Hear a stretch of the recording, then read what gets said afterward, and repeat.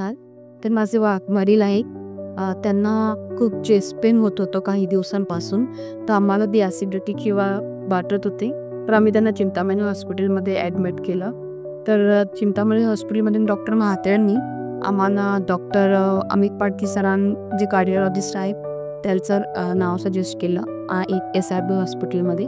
तर आम्ही अमित सरांना भेटलो आणि त्यांच्याशी कन्सल्ट केलं. He is one of the best cardiologist I have ever met. ते खूप पर्सनली येऊन तुमच्याशी बोलतात, भेटतात.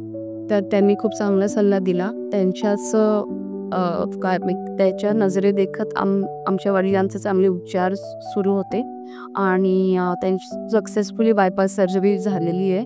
आता ते व्यवस्थित उठतात.